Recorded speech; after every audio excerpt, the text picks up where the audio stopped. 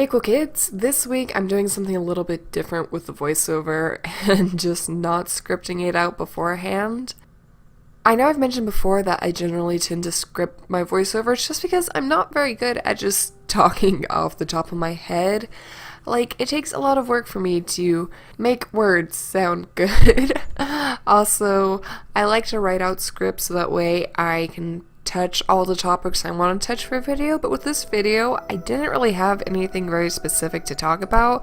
I had some ideas of what to do for it, like because I have a lot of footage for it. I have like about 7 hours worth of recording, which by the way, isn't even the amount of time I spent on this piece. I spent like closer to 8 or 9 hours. It took me forever to do, but we'll talk about that more a little later. But because I had more footage, I thought about doing a storytime video just because those are easy voiceovers to fill a large space of time. But I couldn't really think of any stories off the top of my head that I really wanted to tell, and also that might go with this piece, and also because it's a contest of the month submission.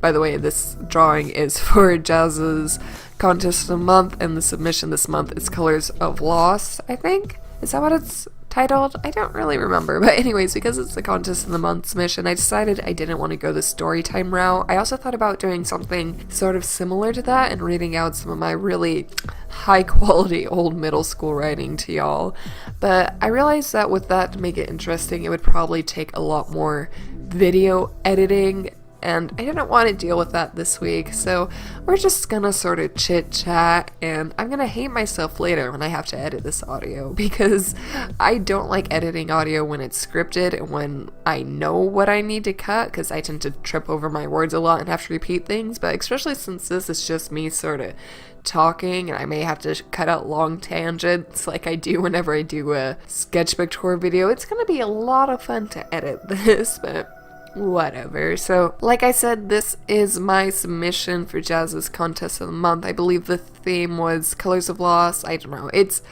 a coloring contest is what it is, and I genuinely really enjoy coloring. I actually even thought about making this into a coloring tutorial. Well, not really a coloring tutorial, because I don't actually really like coloring tutorials. I think coloring is very dependent on the style you're going for and the feel of the piece, and there's a lot that plays into it, so all of those color like this and not like this type videos really, they're just not really my thing. I think if anything, a color tutorial should be talking about value and color theory and maybe how to study color from real life and work it into your art, but those aren't things I feel like I'm enough of an expert on to do a tutorial about. So I thought about doing a video just talking about how I decide the colors that I use and the steps I go through, but I realized it wouldn't really work with this piece. Because I'm coloring someone else's line art, Jazz's in particular, I had to take a very different approach to coloring this. With my own line art, it's usually very lazy, we'll say. My line art relies very heavily on just sort of implying what's supposed to be there and hoping that I can make it work with the coloring, and the line art Jazza did for this is very precise, and so I took a very different approach to it. And the original file size for this was way too big for me to open up in size, so I actually had to shrink it down by about half, so the lines are extra thin and delicate, which means that color blocking took forever.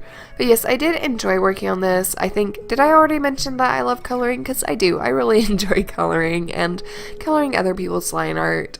It can be fun because it means that I don't have to worry about the stress of doing line art myself, but it also means that I sort of have to try to understand what's going on, which was fine for most of the things in this piece, because like I said, his line art's very precise, except for with those flowers. So like, with the flowers, there are like, what, 7 rosebuds, I think? Maybe there's some hiding in there, but they're about 7. But there aren't 7 stems. There are way more than 7 stems. And like, I had to spend forever just trying to work out how those stems were supposed to work, and what was supposed to be stem and what was supposed to be backing paper, and that was just a struggle. But I don't really have a lot to say about this piece. So like I said, we're just gonna chit-chat. I've been thinking of doing more fan art lately, because I haven't done fan art since like October, which was only like 2 months ago. Like I mentioned in my Where I've Been video, I've been binging on Netflix a lot lately. some of my favorite shows at the moment. I really like Dirk Gently's Holistic Detective Agency. It's a very unique show. I think if you're a fan of Doctor Who but think, man, I wish that this had more brutal murder and also more Elijah Wood, then Dirk Gently, it's a great show for you. It's genuinely a lot of fun and I really want to do something for it. I know the second season dropped on Netflix recently, so at some point I'm gonna watch that. I haven't quite gotten to it yet. I also really like The Good Place. I'm debating whether or not I want to do fan art for that though, just because it's not a super popular show as far as I've seen, and I don't just do fan art for things because they're popular, but I don't know, I haven't seen a lot of other people who've actually watched it. Like, I heard about it from one of my friends who watched it, and then outside of that, I don't really know anyone else who's super into it, but I really enjoy it. The first season was super good. The last episode was like, I sort of saw something like it coming, but not quite like that, I'll say. And I wasn't even sure if there was going to be a season 2 because of how the last episode finished off, but there is a season 2 and it's not on Netflix yet, so I haven't seen it. So maybe I'll just save the fan art until I've seen the second season, but I'm super stoked for when that does eventually drop on Netflix. I guess I could watch it on TV, but I don't really like watching shows on TV, just because I have a big family and a lot of them watch TV a lot, so I don't really have a lot of control over what's on the TV, I guess. And then also there's Riverdale. Again, I've mentioned that I've been watching that lately. It's one of those shows that, like, it's not good per se, but it's a lot of fun to watch. Like, it's the type of show that I would have made fun of so much as a teenager, but now that, like, I'm an adult with much lower standards, I'm like, I just want to watch something fun, and Riverdale is just a very fun show, and I'm actually planning a fan art piece for that in February. We'll see if that actually happens. A fan art piece of my favorite character, but I'm not going to spoil who that is.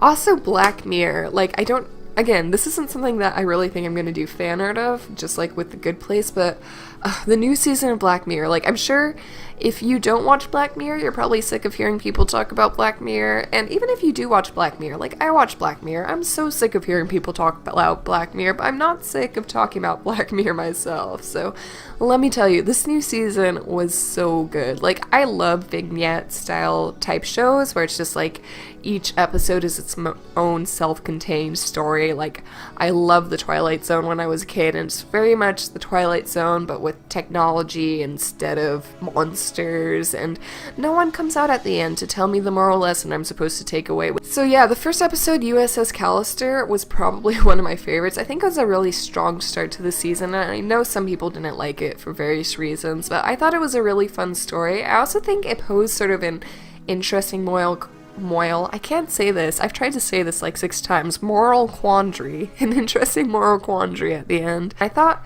it was sort of an interesting spin on the AI type thread of thought that they go through with Black Mirror a lot. Like I said, I'm really bad at speaking off the top of my head, so I'm sorry if none of this comes off as concise, and also I don't want to spoil anything, but I liked the ending. I thought it was an interesting into the story, I guess. And then Archangel was one of those episodes that, like, it was okay. I don't think it was really a standout episode. Like, if it's your favorite episode, I'm sorry, I just thought it was kinda okay. Crocodile, though, was my least favorite episode this season. I generally don't like the episodes where it just goes completely dark and negative and there's no, like, happy redeeming qualities. And Crocodile was one of those episodes that was completely dark and negative and there was no happy redeeming qualities.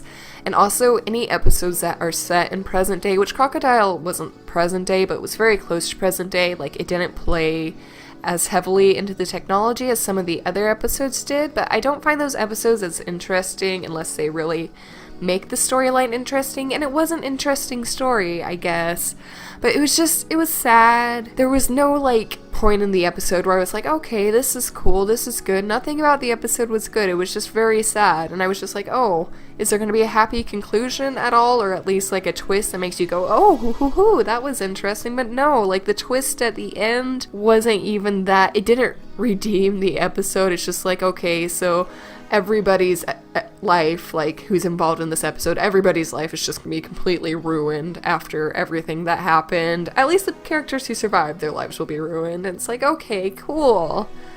Thanks. And then Hang the DJ, I know, was the fan favorite of the season.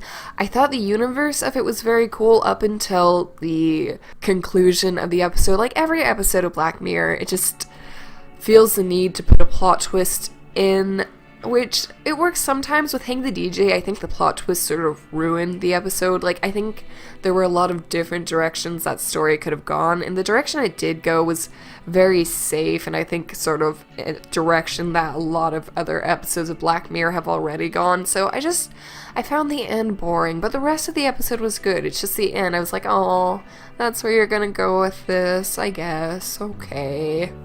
And then there was Metalhead, which was another one which I thought was just okay. Like, I liked it better than Archangel just because the universe was a lot more interesting than the universe in Archangel. And I thought it was a very beautiful episode, but the story itself was just it was okay.